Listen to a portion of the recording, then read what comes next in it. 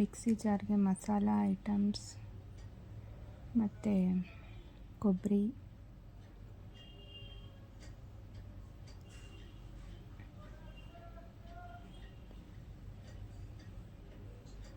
ಬೆಳ್ಳುಳ್ಳಿ,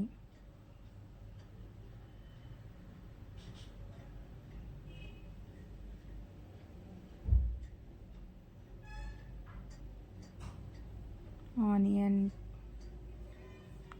ಟೊಮ್ಯಾಟೊ,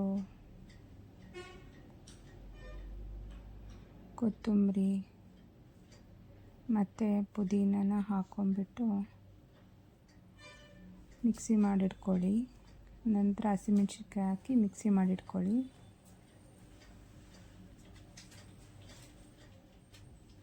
ಆಮೇಲೆ ಕುಕ್ಕರಿಗೆ ಎಣ್ಣೆ ಹಾಕಿ ಸಾಸಿವೆ, ಜೀರಿಗೆ ಹಾಕಿಬಿಟ್ಟು ಕರಿಬೇವು,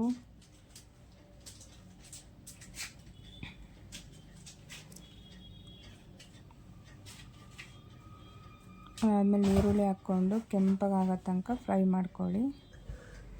ಫ್ರೈ ಮಾಡಿಕೊಂಡು ಚೆನ್ನಾಗಿ ಫ್ರೈ ಮಾಡಬೇಕು. ಕೆಂಪಗಾಗೋ ತನಕ ಬಿಡಬಾರ್ದು, ಹಂಗೆ ನೀಟಾಗಿ ಫ್ರೈ ಮಾಡಿ.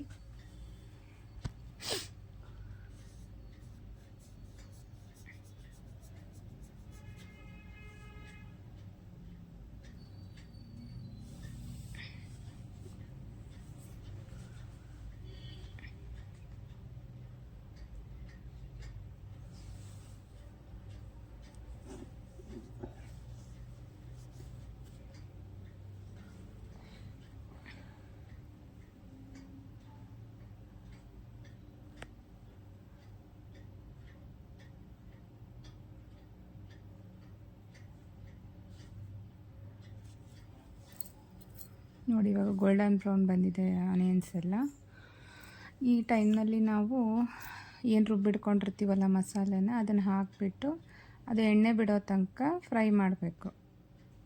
ನೀಟಾಗಿ ಎಣ್ಣೆ ಬಿಟ್ಟ ಮೇಲೆ ಏನು ಜಾರಲ್ಲಿರ್ತಕ್ಕಂಥ ಮಸಾಲೆನೂ ಸಹಿತ ಇದಕ್ಕೆ ತೊಳೆದ್ಬಿಟ್ಟು ಹಾಕಬೇಕು.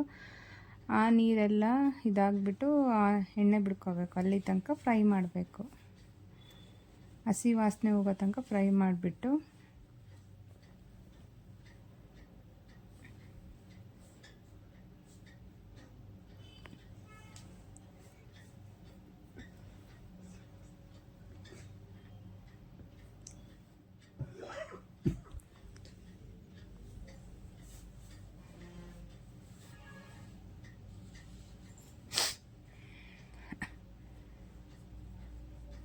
ಇವಾಗ ನೋಡಿ ಎಣ್ಣೆ ಎಲ್ಲ ಬಿಟ್ಟಿದೆ. ಇವಾಗ ನಾವೇನು ಸೋಯಾ ಮತ್ತು ಬಟಾಣಿ ನೆನೆಸಿಟ್ಕೊಂಡಿರ್ತೀವೋ ಅದನ್ನು ಹಾಕ್ಬಿಡ್ಬೇಕು. ಈ ಸೋಯಾ ಮಾತ್ರ ಬಿಸಿನೀರಲ್ಲಿ ಸ್ವಲ್ಪ ಹಾಕ್ಬಿಟ್ಟು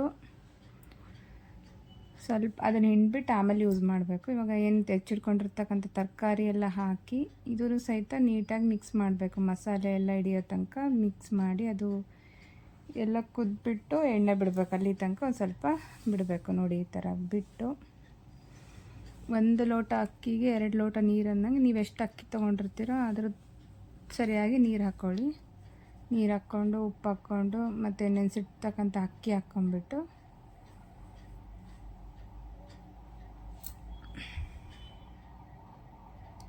ಅಕ್ಕಿ ಹಾಕಿ ಚೆನ್ನಾಗಿ ಮಿಕ್ಸ್ ಮಾಡಿ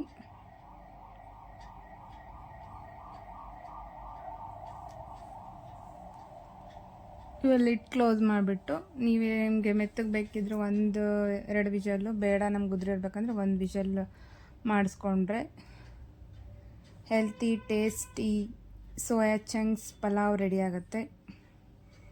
ನೋಡಿ ಯಾವ ರೀತಿ ಬಂದಿದೆ, ತುಂಬ ಚೆನ್ನಾಗಿ ಬಂದಿದೆ ಎಲ್ಲ ಕಲರ್ಫುಲ್ಲಾಗಿ.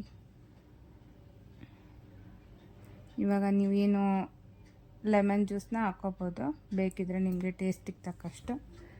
ಬಿಸಿ ಇದ್ದಂಗೆ ಹಾಕ್ಬಿಟ್ಟು ಮಾಡಬೇಡಿ, ಎಲ್ಲ ಆದಮೇಲೆ ಲಾಸ್ಟಿಗೆ ಲೆಮನ್ ಜ್ಯೂಸ್ ಹಾಕಬೇಕು.